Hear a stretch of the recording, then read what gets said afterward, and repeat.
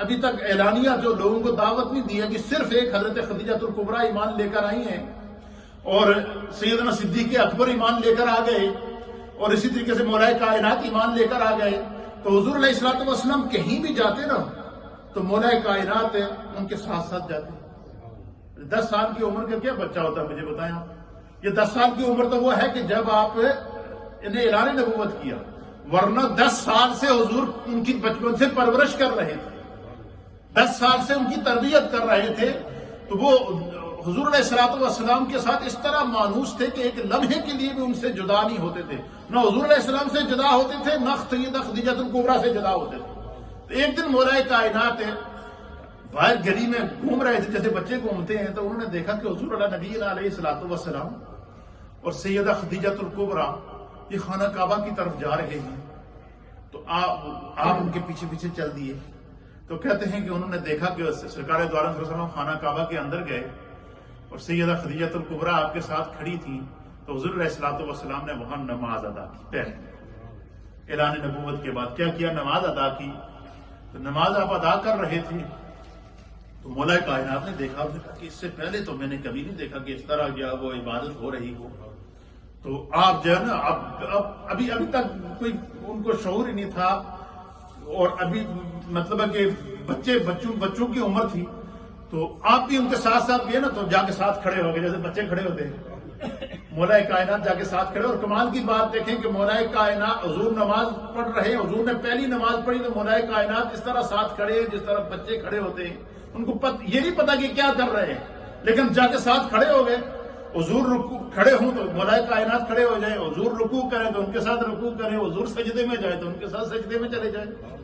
اچھا، اسی طریقے سے جب حسنین کریمین کو شعور ملا تو وہ مسجد میں آئے تو حضور کو نماز پڑھ رہے ہیں تو حضور کے ساتھ آ کر کھڑے ہو گئے، حضور سجدے میں جائے تو ان کے کندھے میں بیٹھ گئے۔ یہ لاشعوری کی عمر تھی۔ اور جب نماز ادا کر کے حضور علیہ السلام حضرت خدیجہ الکبریٰ کے ساتھ واپس تشریف لائے تو مولا کائنات نے عرض کیا کہ حضور علیہ السلام کی بارگاہ میں کہ بھائی جان یہ آپ کیا کر رہے تھے کعبے کے اندر؟ یہ میں نے پہلی دفعہ دیکھا ہے۔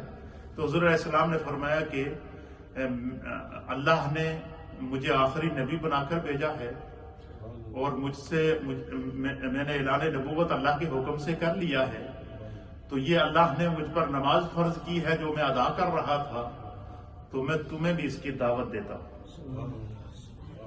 تو آپ نے کہا کہ کیا یہ میں بات جا کر اپنے خاندان میں بتاؤں، اعلان کر دوں؟ تو حضور نے فرمایا نہیں، یا خدا کی طرف سے ابھی اجازت نہیں ہے، اس بات کو تم ابھی اپنے تک رکھو اور جیسا جیسا میں کر رہا ہوں تم ویسا کرتے رہو۔ ایک دن رات توقف کیا، دوسرے دن تشریف لائے۔ 10 سال کا بچہ کہتا ہے کہ جس خدا نے آپ کو آخری نبی بنایا ہے اور جس خدا پر ایمان لانے کی آپ دعوت دیتے ہیں میں اس پر ایمان لے کر آتا ہوں۔ تو یہ 10 سال کا وہ بچہ تھا جس نے سرکار دو عالم صلی اللہ علیہ وسلم کی پرورش کا اثر پاتے ہوئے اور آپ ایمان لے کر آئے۔ پھر اسی طریقے سے جب مولا کائنات کا جو مزاج رسول میں ڈھل گیا تھا اس حد تک کہ جو وہ عمل کرتے تھے نا، اللہ تعالیٰ قرآن میں فرماتا ہے کہ میرے مصطفیٰ کی محفل میں جب صحابہ آئے نا اور ایمان لے کر آئے اور حضور کے سامنے بیٹھے نا، اور سرکار دو عالم صلی اللہ علیہ وسلم وَيُعَلِّمُهُمُ الْكِتَابَ وَالْحِكْمَةَ، یہ قرآن بیان کرتا ہے کہ اللہ تعالیٰ کہ حبیب کی بارگاہ میں جب صحابہ بیٹھتے تو وَيُعَلِّمُهُمُ الْكِتَابَ وَالْحِكْمَةَ، حضور ان کو کتاب کی تعلیم دیتے، جو حضور پر وحی نازل ہوتی حضور ان کو قرآن کی آیات پڑھ کے سناتے۔ حکمت کی تعلیم دیتے، حکمت کی تعلیم یہ ہے کہ حضور علیہ الصلوۃ والسلام ان کو زمانے کے راز و نیاز سے آگاہ کرتے، خدا کی قدرتوں کے نظارے کراتے۔ پھر اللہ فرماتا ہے کہ جب وہ صحابہ اکرام حضور علیہ الصلوۃ والسلام کی زبان سے قرآن سنتے اور اس کو دہراتے اور اس کو یاد کرتے، آپ مجھے بتائیں وہ کیا منظر ہوگا؟ آسمان سے وحی آ رہی ہے، اندر مصطفیٰ پڑھ رہے ہیں اور وحی اتر کے حضور علیہ الصلوۃ والسلام جب دہراتے تھے نا تو آگے سیدنا صدیق اکبر ہوتے تھے، مولا کائنات ہوتے تھے۔ یہ بھی علماء اور محدثین اور اہل سیر نے لکھا ہے کہ جب 23 سال کم و بیش 22 سال اور کچھ مہینے کی مدت میں اللہ تعالیٰ نے تھوڑا تھوڑا کر کے قرآن کریم نازل کیا، اور اس میں بھی خدا کی حکمت کیا تھی؟ پورا قرآن ایک دفعہ نازل کیوں نہ کیا؟ مکے کے جو ماحول تھا وہ کفر کا ماحول تھا، شرک کا ماحول تھا، انسان اس حد تک جو ہے وہ گمراہ ہو چکا تھا کہ انہوں نے کعبے کے اندر بھی بت رکھے ہوئے تھے. اور پھر جب فتح مکہ ہوئی تو میرے مصطفیٰ نے وہ بت جو کعبہ جو بتوں سے بھرا ہوا تھا، مولائے کائنات سے کہا کہ علی اپنے ہاتھوں سے کعبے کے بت توڑو. اللہ اکبر. تو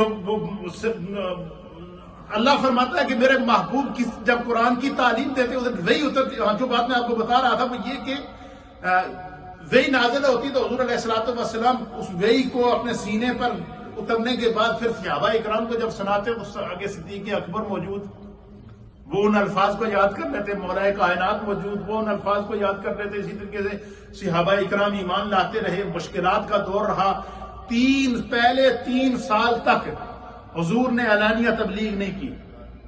اس حد تک مکے کا ماحول خراب تھا. دار ارقم کے اندر ایک گھر کے اندر جو ہے وہ تعلیم و تربیت دیتے تھے. تو پھر جو ہے وہ جس وقت مکمل قرآن کی آخری آیت نازل ہوئی نا